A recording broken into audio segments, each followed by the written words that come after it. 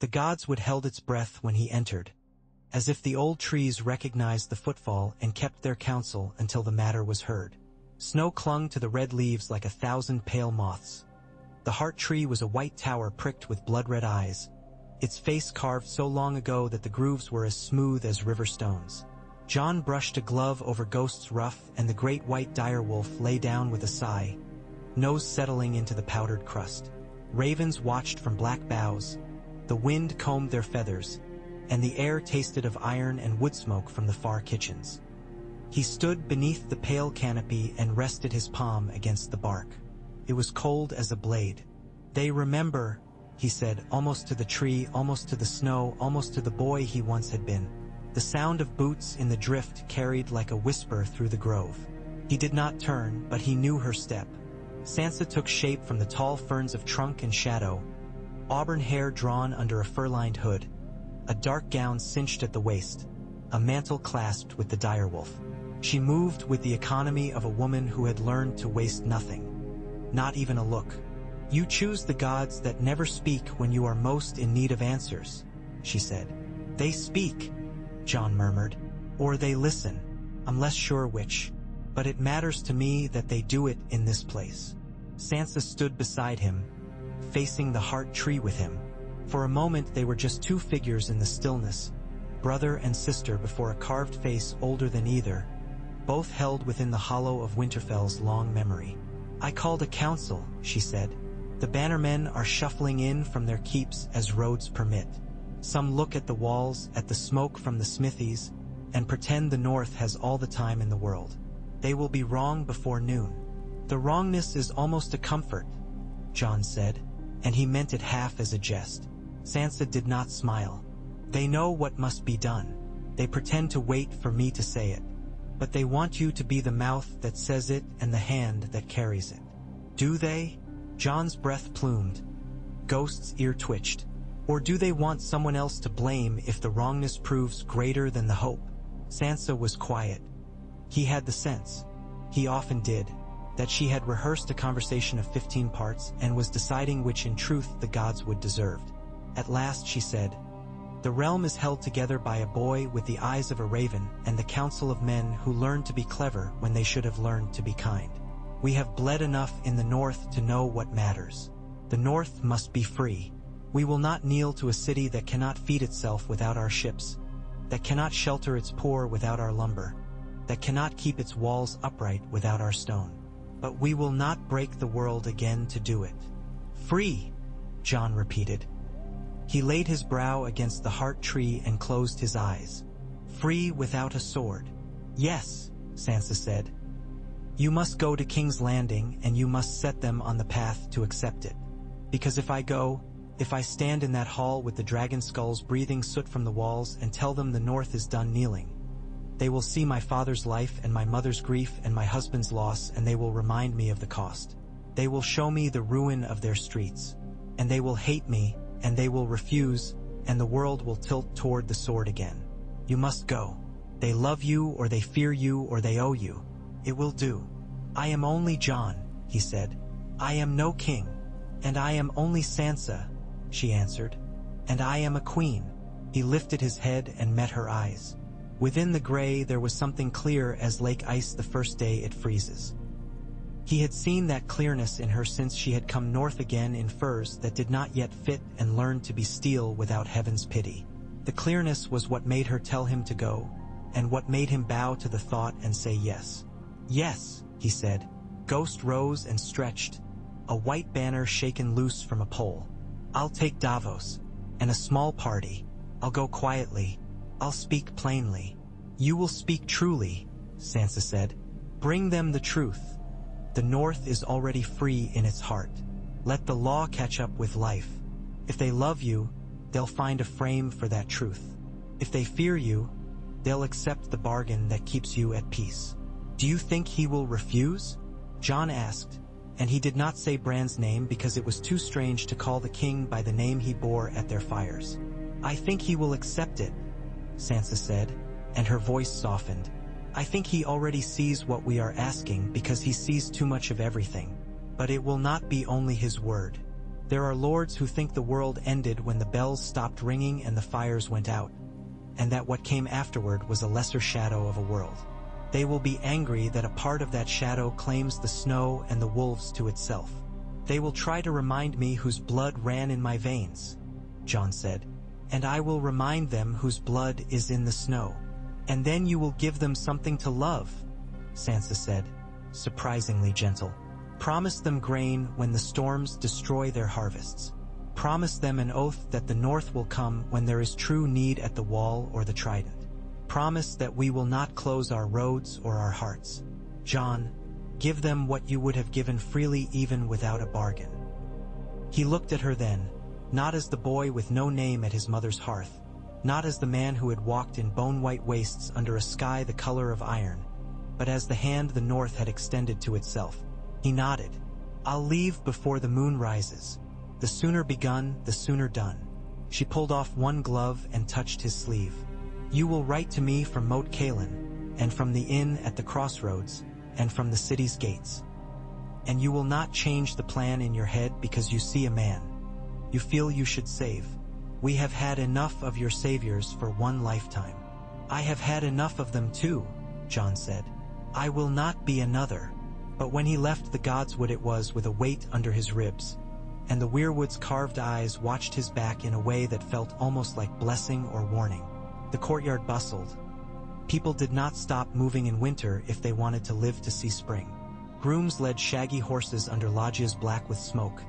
A boy shouldered a basket of turnips so heavy it swung like a bell from his hip. Women scraped snow from cobbles with brooms made from spruce twigs. The castle breathed and worked and watched him. Davos waited by the stables, hood down, salt and pepper beard stiff with cold. The old smuggler had taken to the North like a man who had always secretly preferred hard bread to sweet rolls and honest cold to wine-sweet breezes. The Queen says we're to travel like men in a hurry who aren't fools, Davos said, which means fast, light, and not sleeping in any bed where the innkeep brags he once poured ale for Lord Tywin. Fast and light, Jon said, and a letter of safe conduct from Winterfell's queen that includes the words treat with and no chains. Sam will be in the city. Davos fished in his cloak and found a folded paper, then thought better and didn't offer it yet. You mean to go to him first or to the hand first? Whichever will give me the truer answer, Jon said. Davos said, with that dry humor that made it feel like the world had not given up entirely on good sound sense. And if you find neither, you can always ask a horse. He'll give you an answer and not argue with you afterward. I'll take Ghost, Jon said. The road will not argue with him either. By the time the gates opened and they rode out, snow sifted from the sky in a fine, endless curtain, the wind shuffling it sideways across the road as if intent on laying out a white cloth under their hooves. The King's Road carved a straight, stubborn way south, pale against the dark of the Wolf's Wood. Ghost trotted at Jon's knee, pale as the world itself. Behind them trailed 6. Davos, a pair of Winterfell men-at-arms with battered spears and eyes that looked comfortable in the close sight of cold. A girl no one commented on with a bow nearly as tall as she was and a hood that shadowed her jaw.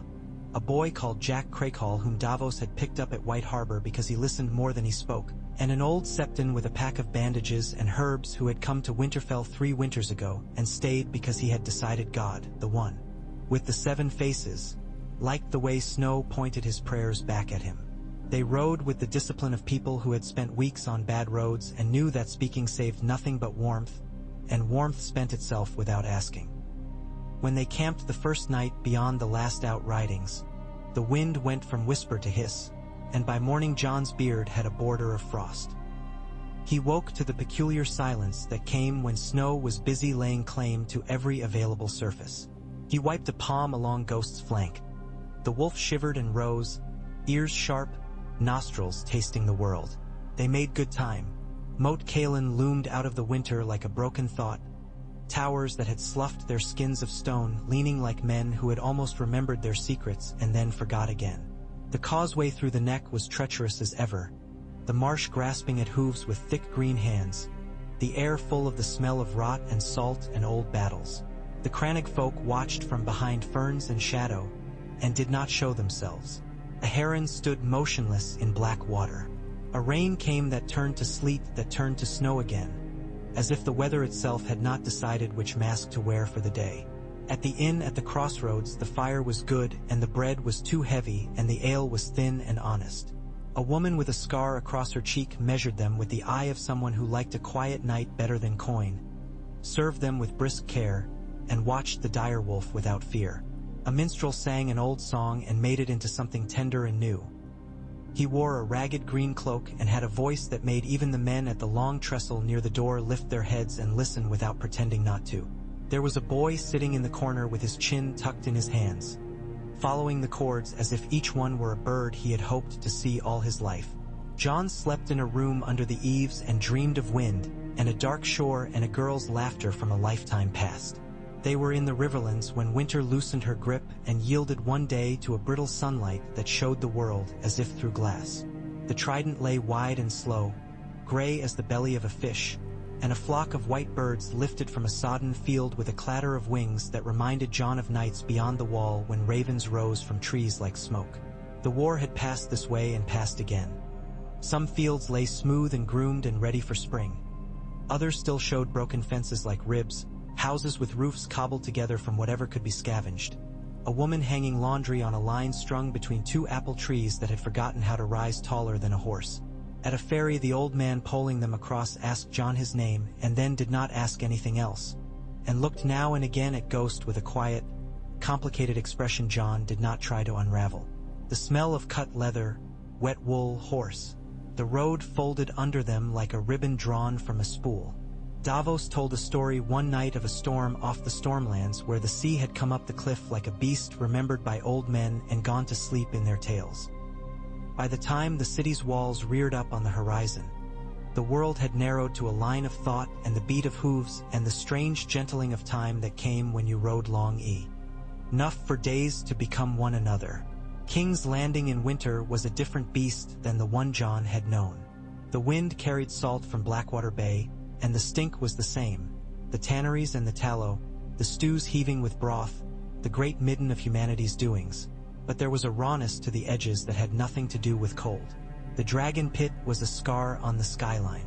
The city was rebuilding, and like all things rebuilt, it had not yet forgotten how to be broken. You could see it in the way men looked up when a cart rumbled over a crack in the cobbles. You could see it in how children ran toward fires and then checked, as if there were rules now even for warmth. They came to the mud gate and showed Sansa's letter, and a captain of the city watch whose gold cloak was stained at the edge nodded and made a sign in his book.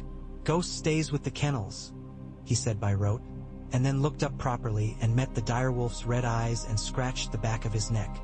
"Or, well, the hand will want to see him, I expect. Let him over. But if he eats a boot, it's not my boot." "Ghost is not hungry for boots," John said. "Good," Davos said, "because I've grown very attached to mine." They lodged at the Red Keep with the air of men not certain the roof meant safety. The keep stones were scorched in places as if the walls had been dragged through fire. The great hall had been repaired. Tapestries hung over cracks that would have to be addressed properly when the coin allowed, and the polished table shone in candlelight like a calm pond. A steward with a soft voice took their names and vanished and reappeared with a girl carrying bread on a wooden board and a pot of broth so good John drank it without speech. Then, a page, a hall that made his jaw want to clench, a pair of doors carved with dragons who had learned to sleep. Tyrion Lannister was smaller than John remembered and larger. He was always one or the other and sometimes both. His hair had gone to silver in places and his eyes were caskets of something the world had both offered him and took back again. He came down from the dais without ceremony and hugged John in a manner that made it clear he had decided solemnity would not save any of them. "Your Grace," Tyrion said, as if tasting the shape of titles between them and discarding all that did not serve. "You never looked well in a crown, so I've decided to believe you as you are. How long will you be in my city before you upend it and leave?" "A few days," John said. Tyrion's expression tilted with amused resignation. "I came to ask the king for something he is likely to give. It is others who will be trouble." "Others," Tyrion said. "An unfortunate word in this city for quite a long time. Come, the king will see you." He has been expecting you since Tuesday or since he was 6 years old. I can never keep track of what he knows. They went, Davos following, ghost silent as a thought. The throne was not the one that had hurt so many. It was plain wood, carved with leaves and birds, a chair that would not eat a man. Bran sat in it. His hands were on the arms, not clenched but set there, as if to remind them all that he knew what trees felt like when the wind tried to take them. His eyes were the same eyes Jon had left in the Godswood when Bran was a boy. Deep, watching too much, and kind in a way that had nothing to do with softness. "Brother," Bran said, and the word lived quietly in the air for a moment while they recognized it. "Your Grace," Jon said, "because the world required some offerings before it gave what you wanted." "Bran." Tyrion made a soft noise that might have been relief. Sam stood near the end of the hall in a robe that smelled faintly of vellum and ink. He looked like a man who had worked hard to earn the right to be called Grand Maester and still felt like a boy under a mountain of books. Brienne stood to one side with a sword at her hip. The white cloak fell from her shoulders like a promise kept against the odds. Bronn, newly Lord of Highgarden and Master of Coin, lounged with the posture of a cat that had learned it could nap in sunlight and still catch mice. Lord Gendry Baratheon stood near him, taller than Jon remembered, with a sincerity in his gaze Jon trusted on instinct. Edmure Tully was there, too, looking like a man paying attention in the hope that would be enough. "We have much to discuss," Bran said softly, "and little that needs to be said twice." Jon stepped forward, and the hall took him in. He told them the truth as Sansa had told him to, and he tried to let his voice do what needed doing without ornament. The North, he said, had been a kingdom once because the land itself had been a king. They had bent the knee for peace, and found no peace there. He spoke of the winter that had taken their sons and brought them back again as something the world itself had forgotten how to name. He spoke of the North's hearts that would not brook another king in the South even if Jon himself pressed their scalps under his hand. "We will not pay the price again," he said. "We are not making a threat. We have counted what we have and what we are and what we will be in 50 years if we do this and if we do not, and we are saying we cannot. The North asks to rule itself. But the North offers what it would offer even if no one asked. Grain when harvests fail, lumber when ships are needed, stone when walls crack. We offer men to defend the wall when there is true need. Not for a lord's quarrel, not for a banner, but when the world itself has cause to tremble. We offer open roads, low tolls, safe passage. We offer the kind of promises that do not make a song, but make a life possible." He looked at Bran then and saw a boy he had carried on his back and a king who had walked through the skin of the world. Bran's mouth tipped. "And what would you have in return?" The king asked, not because he did not know but because the hall needed to hear it. "A charter," Jon said, "sealed by the king and his council. A line that says the North is a country, and a compact between our realms that binds us as neighbors and kin. Not overlays and orders. A friendship that outlives us."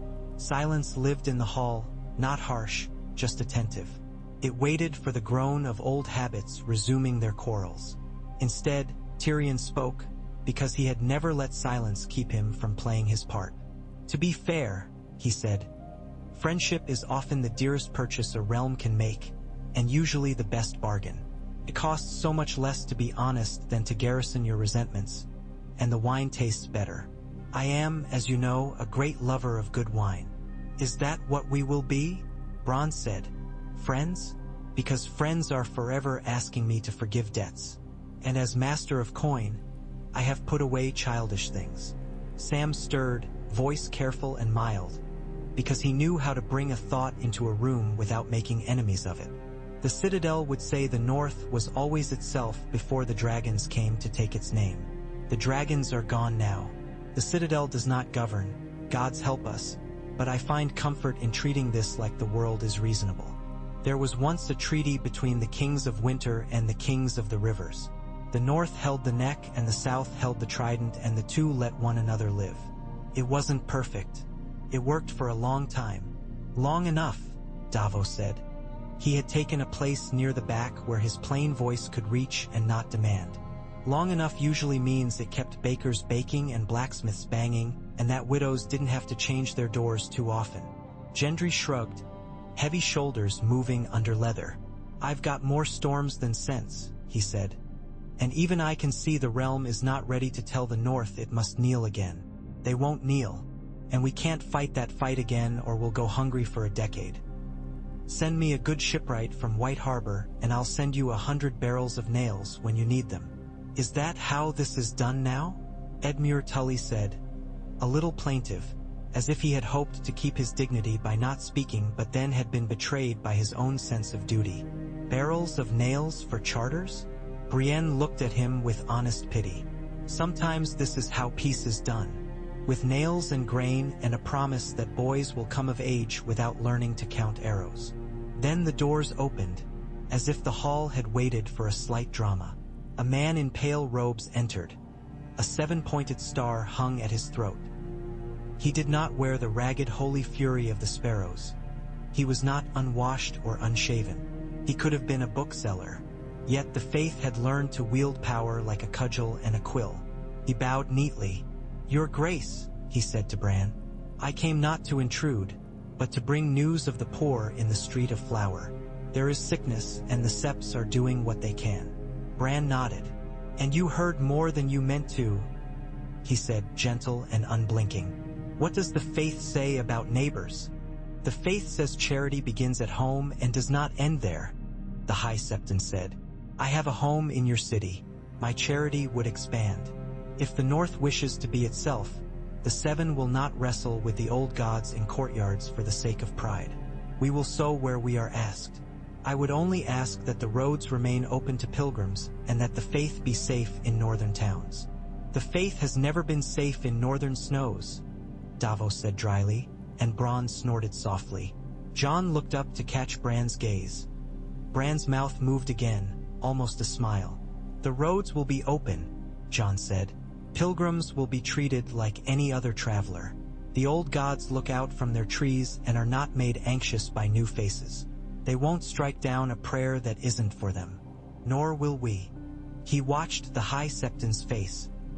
Not fear, not relief, but the look of a man who liked clarity where it could be found. This would matter later, he thought, and did not know how.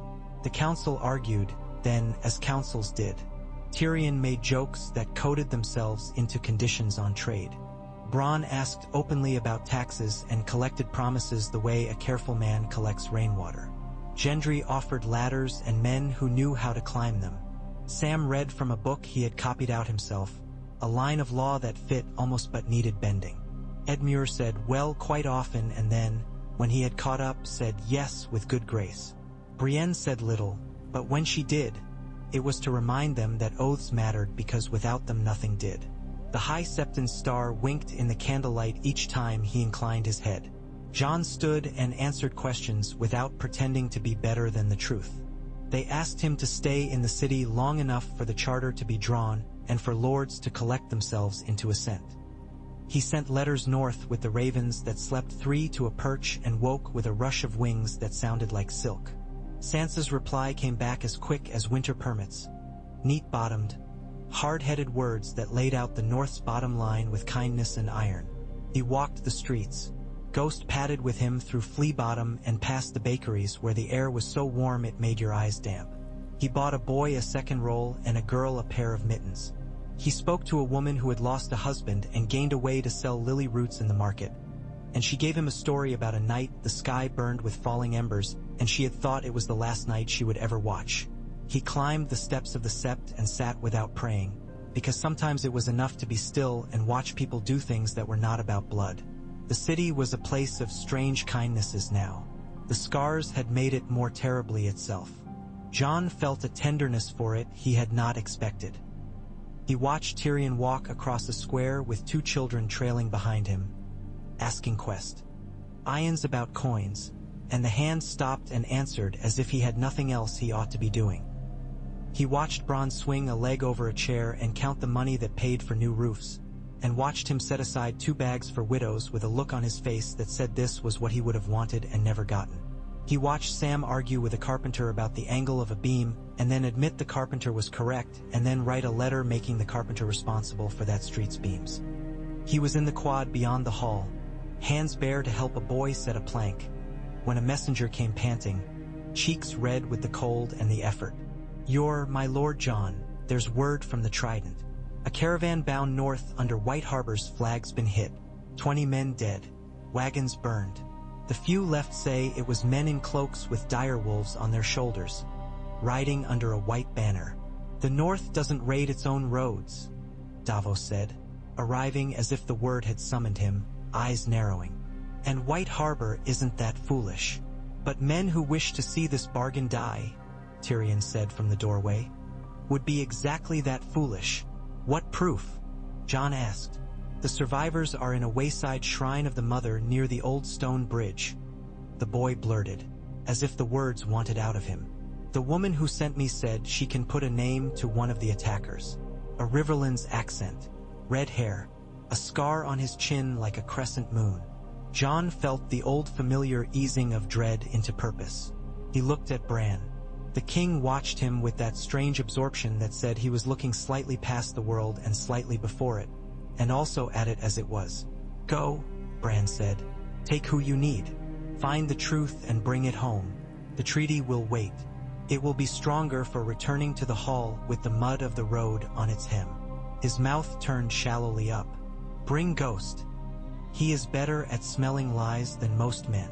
"Why not send men-at-arms? The City Watch?" Bronn asked, blunt.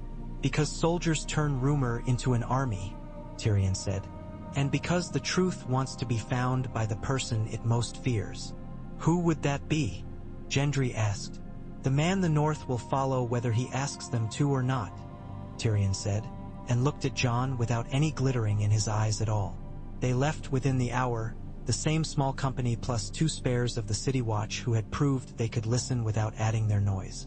The road ran with a sheet of thin water where the snow had melted across its crown. Horses clopped and slithered. Ghost moved ahead and then back, circling, checking the wind. They passed carts carrying barrels of salt fish toward the city and a group of girls walking with baskets of greens from some kitchen garden that startled what lived in winter to life. The sky made itself a lid of low cloud. It would snow again by nightfall. At the shrine of the Mother, candles guttered before a wooden figure whose painted eyes had been made with more patience than skill. The air smelled of tallow and old cloth. There were bloodstains on the flagstones, wiped but not gone. A woman sat with her head stooped against the pillar, face the color of old parchment, hands knotted around something small and pale. She looked up as Jon entered, and he saw in her gaze not shock but the dirty, resilient stubbornness of a person who has scrubbed floors and dug potatoes and outlasted for different misfortunes with a scowl. "You'll be the wolf they asked for," she said. "I'm a man," Jon said, "but I brought the wolf." She glanced at Ghost and nodded once in a way that said she had put that fact aside for a later story. "They came from the east. Men in white cloaks, but not yours. Yours sit a horse like they know what their feet are for. These men sat like foxes on fence posts. And one," she said, and her mouth tugged, "swore by the Mother as he cut down a man who asked for mercy." "Names," Davos said soft and steady. "Rivers," she spat, and then laughed because it felt good past the fear. "There's a joke in it if you like that sort of thing. A bastard's name with the trident's color. Hoster, he called himself, as if he wanted everyone to know he'd pissed on Lord Tully's grave when the snow was fresh." "Hoster Rivers," Jon said. The name felt like something he had heard once and not bothered to keep. "Who does he run with? Men with no banners, or men who hid them in their boots?" There was a talk of a man with a broken nose whose father wore a silver trout. They said they'd make the North pay for what was coming.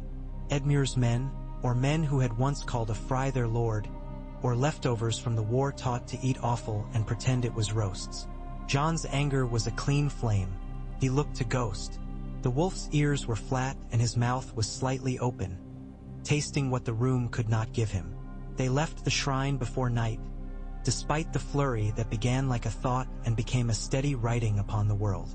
They went east, not trusting the road more than they had to, taking the field margins where the snow lay less churned. Tracks were scarce. The men had been careful and the weather had been kind to cowards. but a burned wagon gave them a direction. The smell of char baked into the wood like a memory, and a child's shoe under a hedge gave them a reason to keep going when even good men would have been persuaded to turn back and wait till morning. They found them near an old quarry. There was a wall in the earth there where men had once cut stone and then left when better stone was found or more war somewhere else made other men cut other stone. The brigands had made a camp in the shallow, out of the wind. There were 8 fires, 1 for the men who thought themselves better, 7 for the men who had not noticed yet that they were worse. John watched from the lip of the quarry a long time until the world went gray and then blued again. He counted cloaks the white dyed with, chalk in patches that took on the weather like bad choices do. He counted faces. One had the scar the woman had named, a sickle shape shaving the chin. Another had the broken nose. Men do not stop wearing their bones. He slid down the cut in the earth and walked in openly with his hands away from his sword. Davos sighed like a man about to watch someone decide whether to swim in a rough sea. Ghost came at his left, silent and white as the snow. The first man who saw them stood as if someone had called his name from a distance. By the time the third had noticed, the camp had made its choice about whether to bristle or relax. It bristled because men like this did not know how to do anything else when they were caught. "I am Jon Snow of Winterfell," he said, voice pitched to be heard by all and give none of them the excuse of ignorance later. "You are men of the Riverlands and the roads. You can live or die at this quarry tonight. Which you do depends on whether you will give me the name of the man who told you to wear our sigil and to murder under it." Laughter came like something thrown. Hoster Rivers stood, the sickle of his chin scar whitening as he smiled. "And what if I say a wolf told me to do it? Will you let me pet yours, Snow?" Ghost moved a foot closer without changing the world more than to make it worse for Hoster Rivers. Jon did not smile. "You swore by the mother as you killed a man who begged for mercy," he said. "The mother sends her love. She also sent the woman who watched you. I suggest you not swear by anyone else today." The broken-nosed man licked his lips and said, "It was a job, a good one. Coin first like God intended. An easy act. We put fear into a few merchants with the white flag, and someone important in the city clutches his pearls and says we cannot." And then he stopped because he had heard himself say the wrong thing in front of the right man. "Someone in the city," Davos said gently. "There are many men in the city. Some of them have more pearls than others." Hoster Rivers tried to turn the laugh into a cough and failed. "We took coin from a man calls himself Harper," he said, insolent because it was the only cloak left to him. "He wears a ring with a black stone the size of a seed. He sits his horse like a man who grew up in a seat, not a saddle. He carries a letter like it can keep him warm. He told us to make a mess and we made it. He told us to make it look northern and we were clever. Would you like a different color next time, my lord? We can do blue cloaks too." Jon took a long breath and watched the way the information moved through the camp. Some men were only learning what jobs they had agreed to. Others knew and had known and had let that knowledge sit like a stone in their belly and done it anyway. That second group had to receive a different answer than the first. "Drop your weapons," he said.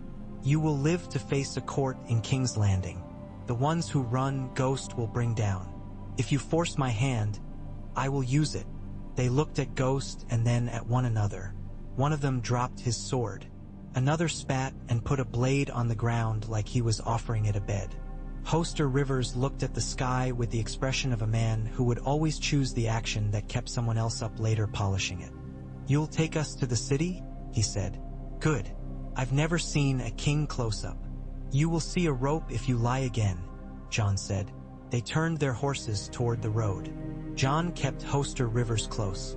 The man talked almost the entire first hour about bread that had once been baked at an inn that had been burned by men with lions on their sleeves. He recalled laughter that had turned to curdled screaming and seemed to think Jon would praise his bracing realism. Jon listened and kept his jaw loose so he did not break his teeth. Davos fell back to guard the men who had not yet found their words. The girl with the bow, who had said nothing since Winterfell, moved like a shadow and watched their flanks. By noon the snow turned to rain. By evening they had reached a village where a woman sold them bowls of stew thick with barley, and a boy fed Ghost a strip of fat with his hand shaking and then not shaking. They brought the men to the hall while the council was still seated.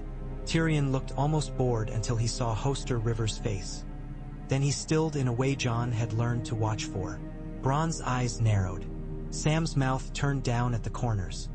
Such disappointment on a man who had seen so many kinds of cruelty always surprised Jon with the force of it.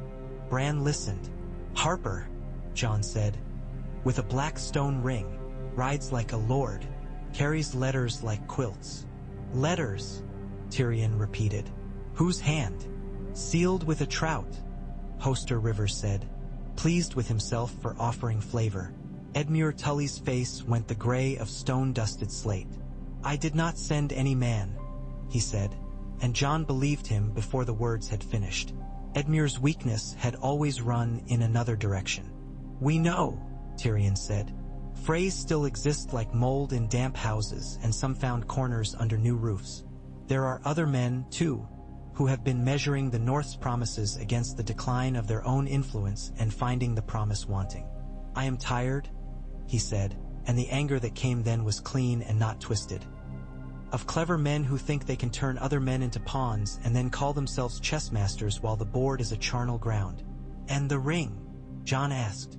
Brienne said, "Bronn." He cocked his head. "What would I do with a ring that size? It would only impress people I'd rather not impress." "The ring?" Brienne said again, implacable, and Bronn sighed as if forced to be patient with a child. "Everyone with coin wears a stone. It's how they make each other useful. Black stone jet, I suppose. The sort of thing a man buys because everyone says it looks like he understands grief. It only means he's been to A.M. Arket. It means," Tyrion said, "that we must not let one more rumor turn this into a war." "Thank you," he said to Jon, and the look in his eye was the kind men give one another when the world has decided to move its weight and they have held a beam together long enough to save two houses. He looked at Hoster Rivers with surgical dislike. "You will hang if you do not tell me what you thought would be true and did not turn out to be. If you tell the truth, you will hang with the satisfaction of having told the truth." "I like satisfaction," Hoster Rivers said, and he liked the taste of it so much he told them everything. How a quiet man with smooth boots had come to a tavern and offered coin heavy enough to make men believe virtue was a different word for hunger.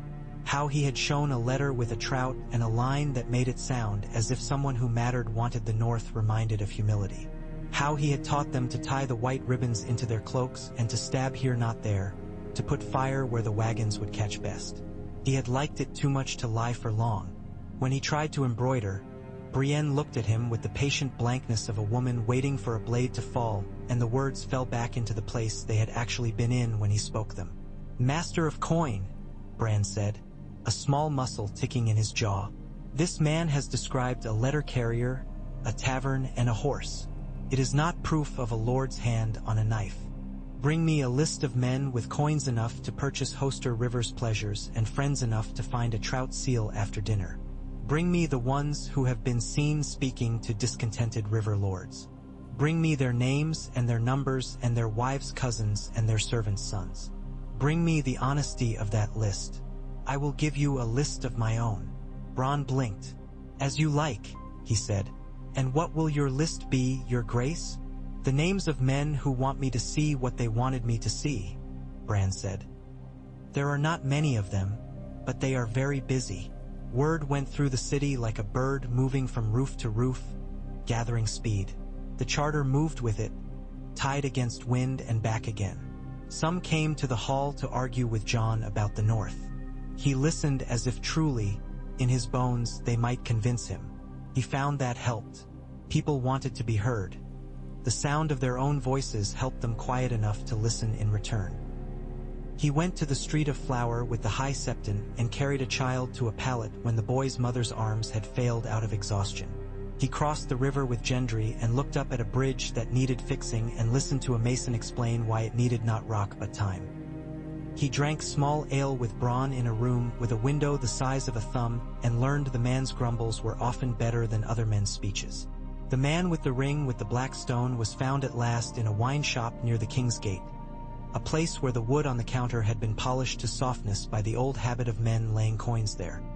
He was neither tall nor short. His hair was the brown of a riverbank. His hands were clean. He looked like a person no one would remember if they did not have to. Tyrion walked in and named the man Harper because he liked accuracy where it kept one's tongue limber. "My friend," he said, "you have been busy." Harper looked at him with the blank politeness of a secretary confronted by a king. "I am sure I do not know what you mean," he said.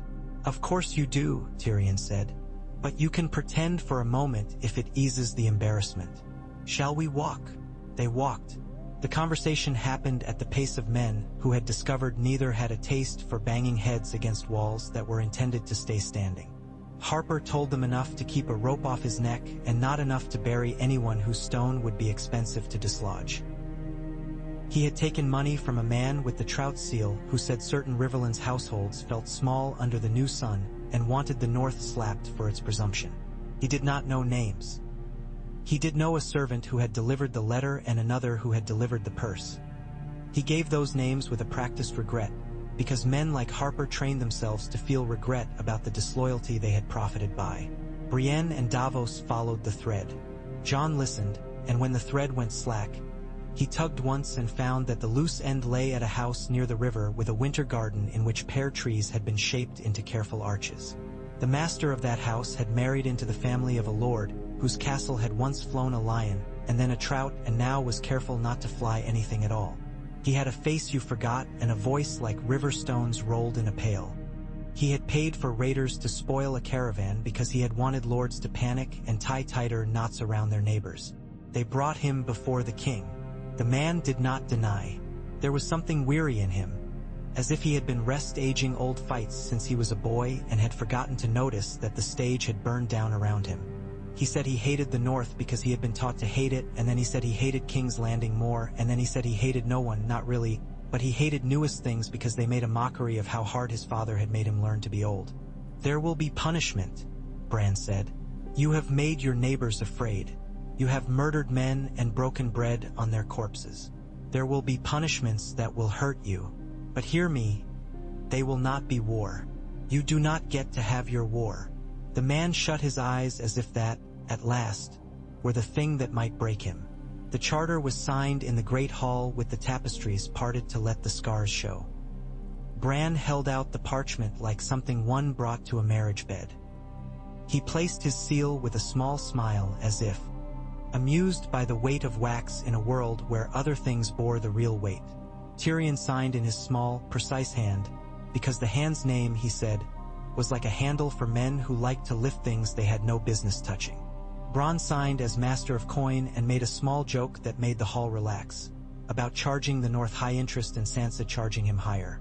Sam wrote his name and looked at Jon and flushed, because time had made them into men who could not stop being the boys they were. Gendry signed with a hand like a hammer stamp. The High Septon wrote a blessing on the back in a small delicate script. When it was Jon's turn, he held the quill between finger and thumb and felt an absurd surge of fear. That he would blot, that he would spell his name wrong, that the world would decide now to punish him for hubris. He wrote, neat enough, and passed the quill to Davos, who signed as witness with the simplest, most honest hand in the room. There were cheers. They were not like in the songs. They sounded like tired men letting out the breath they had been keeping for a hard climb. There were tears. They did not mark you as soft. The High Septon said a prayer. He crafted it to be broad as a road and gentle as a field, and not a single phrase in it would have offended a tree. He blessed the old gods for being old. He blessed the seven for having 7 ways to be patient. He blessed men who had crossed rivers without drowning. "Send it," Tyrion said to the steward, and the parchment left the hall in a box with velvet like an old woman's best gloves. It would go north by horse. There would be a copy by raven. Sansa would receive one and hold it and set it on the table beside her, and then, Jon knew, lean her head on her bent arms and breathe and breathe. There was a feast. It had the quality of a thing done without extravagance and therefore dearer. Bread that didn't crumble at the first touch, cheese that let itself be cut, salt fish that tasted of the sea and not the smoke. Someone roasted a boar. Someone played a fiddle. Ghost accepted a piece of crackling from a child and then leaned patiently against the boy's leg as if the world would not shift under his weight. John walked the edges of the room, exchanging words like coins. He let the joy move past him without making a spectacle of it. He had learned to be careful of what he let in. Tyrion found him, and for a time they stood shoulder to shoulder like men watching the river rise to a level that promised both trouble and harvest. "This will cost things," Tyrion said, always the honest broker at the end of a dream. "It will," Jon said, "but less than war." "And you, Jon," Tyrion said, "it will cost you. You will not be the king of anything. Some will say you were born to it and failed. Some will say you were born to it and refused. I have never met anyone ruined by refusing a crown, but I have met men ruined by the wanting." "I don't want it," Jon said, almost angry, and then the anger passed. "I want to be useful." "You are," Tyrion said. "We are few who want that and fewer still who find the right shape for it. Brienne makes a shape of steel. Sam makes a shape of words. Davos makes a shape of common sense. You make a shape that lets other men live in it." Jon thought of the street where men had set beams and women had brought hot wine for their hands. He thought of Sansa's careful sentence, "We have counted what we have and what we are and what we will be."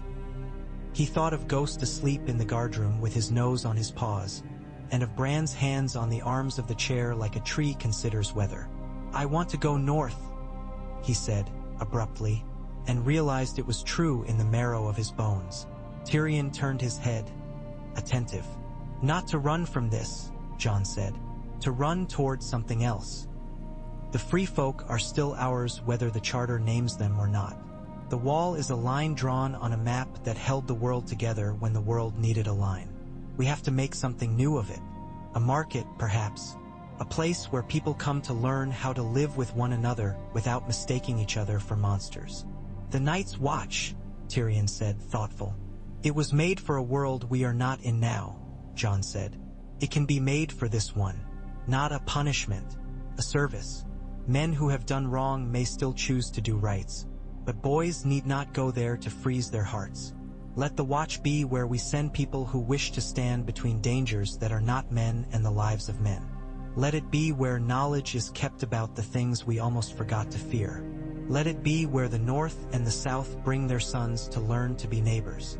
You cannot be rid of hard choices," Tyrion said, "but you can put a good cloak on them and teach them how to behave at table." He looked toward the dais. Bran was watching them. Of course he was. "He will say yes," Tyrion said. He did. There were more words before yes, there always are, but the yes was the heart of it. Bran asked Jon to be his envoy north of the wall, to speak for the crown and for the uncrowned, to turn the Night's Watch into a thing that did not eat boys for dinner. Sansa wrote when she heard, a letter that was half approval and half scolding and half the kind of love that makes some's wrong and men right. Arya sent a strip of cloth with a rough map painted on it in ash and spit that showed 3 islands and a ship and the words farther than far in a hand that had grown sharp and broad. Sam sent a list of books he had copied and wanted Jon to start a library with in a tower at Eastwatch. Brienne came to the yard and sparred with Jon until both of them were bruised and laughing, and she called him Lord Commander once by mistake and then again on purpose, and both times it felt like a blessing. Davos packed and unpacked his satchel 3 times and then told Jon he had no taste for the edge of the world, but that if Jon needed him he would die on ice and feel he had done something sensible. They rode north again in a spring that pretended to be winter for a few hours every morning and then thought better of it around noon. The roads were the same and different. Men nodded at Ghost as if he were a new mayor. A woman gave them a loaf of bread too big for one family and not big enough for 2 and said they were to take it anyway. A boy ran beside them for a mile and then loped back to his mother's side. His feet a joy one could build a world on. At Moat Cailin, a crannogman appeared from the reeds and offered a fish that had been caught with more patience than Jon had known existed. Jon ate a bite and felt as if he were eating the valley itself. When Winterfell's gray walls rose from the land as if they grew there, his heart had the sensation of taking a step and finding firm ground. Sansa met him in the yard. She read the charter with him beside her. He watched her face arrange itself around the words with care and then relax into an expression he did not have a word for until later, when he realized it was home. She looked up and made a small noise like one she had made when they were children and the first snow had fallen. "Good," she said simply. "Now let us be worthy of what we asked for. We will have to be kinder than we think and smarter and less proud in small ways. The pride that counts we can keep. The Starks will be careful with it." They began. A copy of the charter went to White Harbor and Lord Manderley threw a feast that lasted 3 days and spent 2 years' worth of grudges. Another went to Last Hearth, and the men of the Umbers cried into their ale and then put their shoulders into rebuilding what was left of a hall that the long night had asked too much of. The watchmen at the wall changed their rules with the stubbornness of men who had never learned how to change. Jon learned to speak the new rules to them in a way that made them feel like the old rules spoken in a truer tongue. He stood on a parapet one morning and watched a caravan come through a new gate in the ice. Free folk with furs and carved ivory, Southrons with barrels of beer and sacks of seed grain, a trio of women driving goats with bells on their necks, a boy carrying a basket of little knives to trade because his father had taught him to make them and his hands did not forget the motion for 13 hours and then fell asleep with the memory of it twitching in his fingers. A man from the Reach peered at the aurora in the night sky, mouth open, and said, wonderstruck, "It is like the gods are washing silk." They built a hall at Eastwatch where men and women who meant to share knowledge sat by a fire and were paid for their thoughts and not only their hands. Sam came north and made a face at the wind and said, "I had forgotten when it is honest it gives you what it promised," and set his books in a stack on a table, and the table bowed under the weight and then straightened, as if taking the point. The High Septon sent blankets and a note that said something about the mother always liking a place where children were taught to listen to their elders and then argue with them respectfully. Gendry sent iron that did not buckle under cold and a handful of men who could set a hinge to a door so it did not stick. Bronn sent no coin but a list of men who might be persuaded to give it. Jon learned to turn lists into goods and goods into goodwill. The Night's Watch opened its doors to men who had stolen bread and wanted to spend a year learning to build ovens. It opened its doors to boys who had no fathers and wanted to learn which end of the spear went where. It opened its doors to women who had taught their villages to survive winter and wanted to be paid to teach that same skill to strangers. The wall was still cold and high and hard, but it was now also a school and a market and a promise.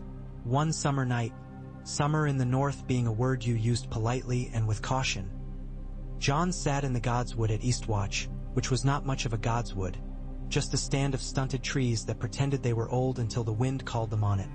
And Ghost lay with his head on Jon's knee, and the moon was a thin coin in a sky rich with stars. He felt a contentment he had not expected to feel again in any life.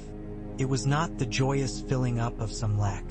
It was like holding a cup under a cistern and watching it fill because you had finally remembered to go there and not to the rain barrel. Bran came to him then, not in the flesh, but in the way the wind moved the leaves and the world seemed briefly lit from the inside. Jon could not say whether he saw his brother's face in any honest way. He only knew that the sense of him came, and with it, the immensity of what that boy had become. "It will hold," Bran's voice said in his head or in the leaves. "It will not hold perfectly. There will be men who chafe. There will be a year where the boats sink for a reason no one can find and men will beggar themselves rebuilding. There will be raids that are called misunderstandings and misunderstandings that are called raids. But it will hold. You have built something men do not know they wanted and will be unable to let go of." "It was many hands," Jon said. "It always is," Bran said. "You were the first hand that did not tremble. That matters." In King's Landing, the rebuilding went on, as building always must. Tyrion grew older and not gentler, but his harshness became more elegant.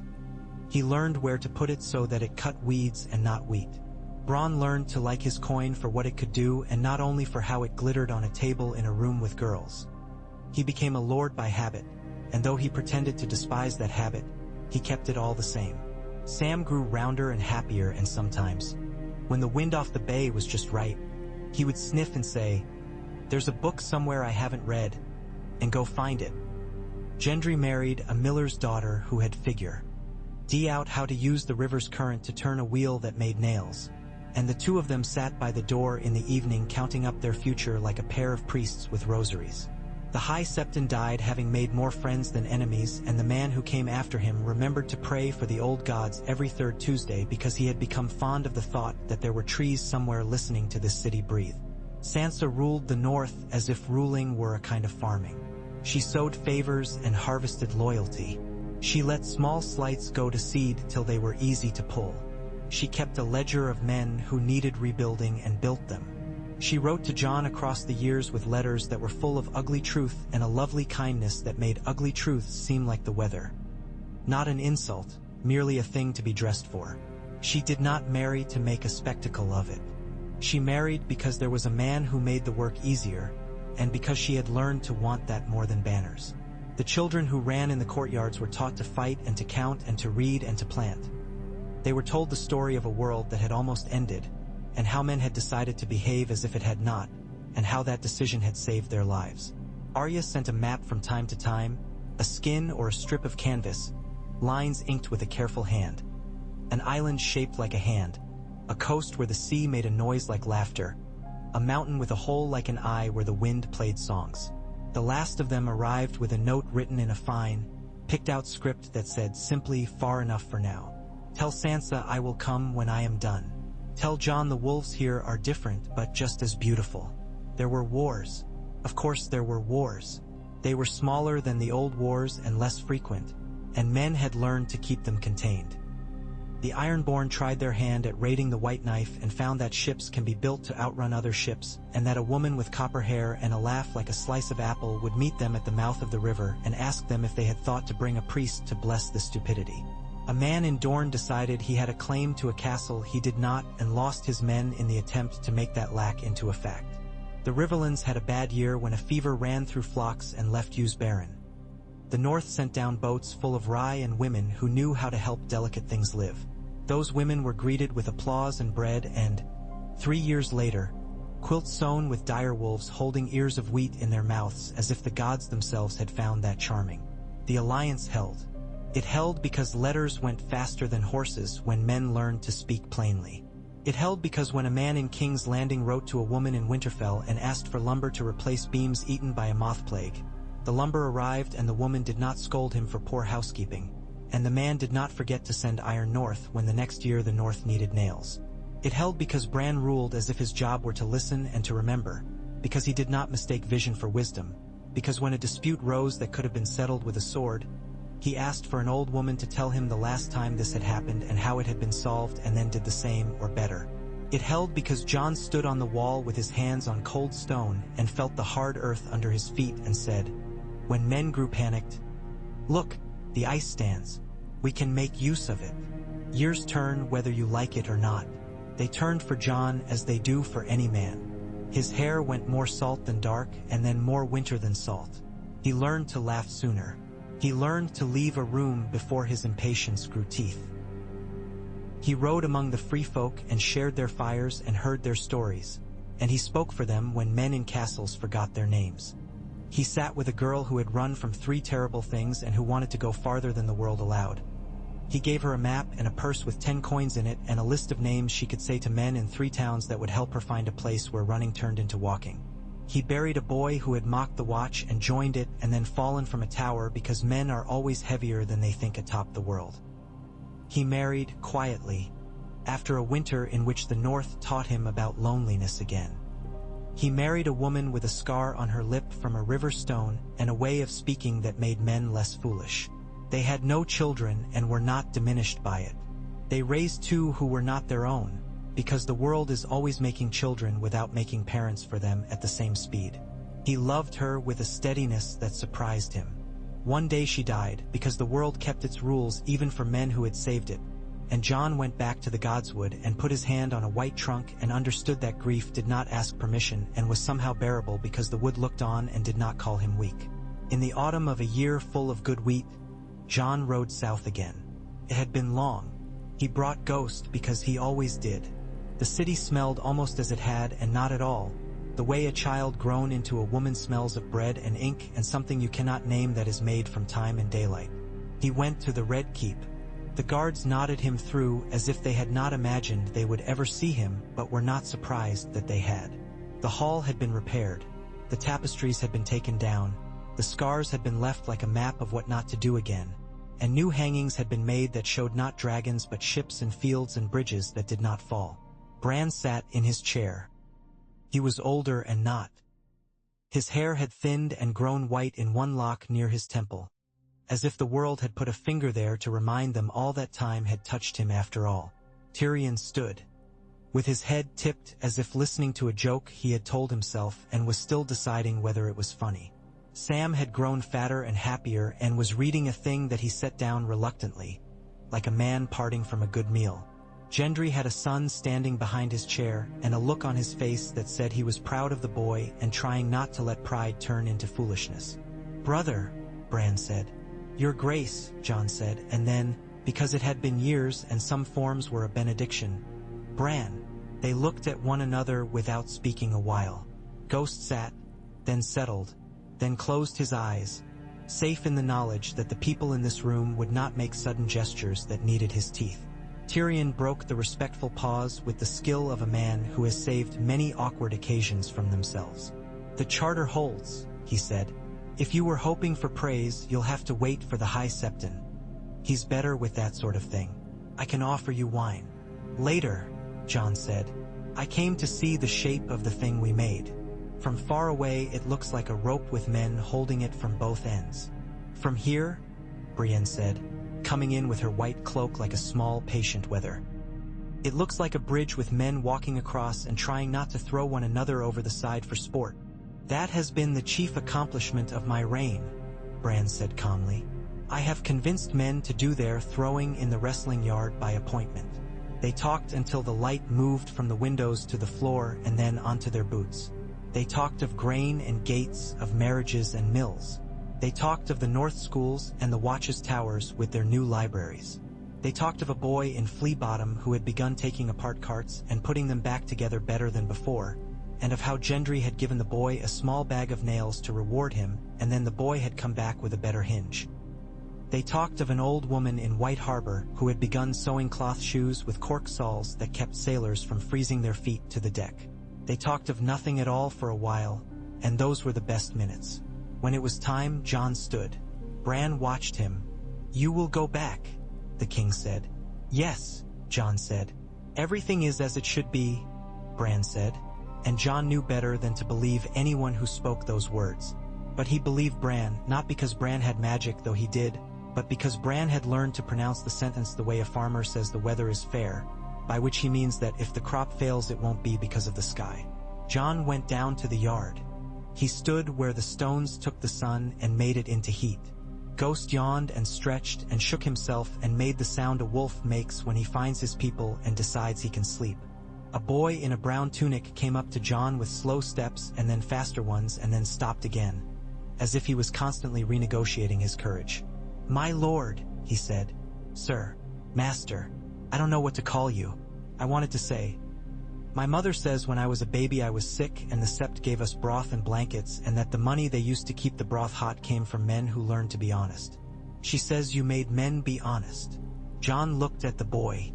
He had a serious mouth and a pinched nose and a pair of hands that looked like they were going to be useful. He thought of Tyrion and of Sansa and of Bran and of Davos and of Brienne and of Sam and of Gendry and of Arya somewhere on a western shore with a wind full in her teeth. He thought of the wall and the library at Eastwatch and the goats with bells that went across the ice because someone had measured the thickness and been careful for once. He thought of a mother in a shrine whose prayer had been the names of men she wanted to punish. "I didn't make them," Jon said. "I asked them to be, and I kept asking." The boy frowned, then smiled as if he'd been given a riddle with the answer sewn into its hem. "My mother will like that," he said and ran off. Jon put a hand on Ghost's neck. He felt the warmth there and the steady pulse. He felt the world's noise soften for a heartbeat around that spot where bone and fur met. He looked up, past the yard and the walls and the city, toward the north, where the sky was a deeper color and the air simpler. He felt in himself the pull of the road he had made by walking it. The last of the day slid across the stones like a coin being handed from one palm to another. John turned his face into it and let his eyes close for the space of a breath. He had the sense then, not a vision, not a voice, nothing to make a song of, that the godswood in Winterfell was listening, that the heart tree had put his palm against his bark and said yes without words a long time ago and was saying it still. He opened his eyes. He put his boot in the stirrup. He swung into the saddle. Ghost stood and then padded forward. The road lay ahead, straight and stubborn and old as any promise. He rode. The wind met him as if they had agreed to do this forever and never tire of it. Behind him the city went on breathing, and before him the world lifted its shoulder for him to climb. He did, as he always had, and as he would as long as there were men needing a bridge and a man willing to lay himself down to be walked over without taking offense at the feet.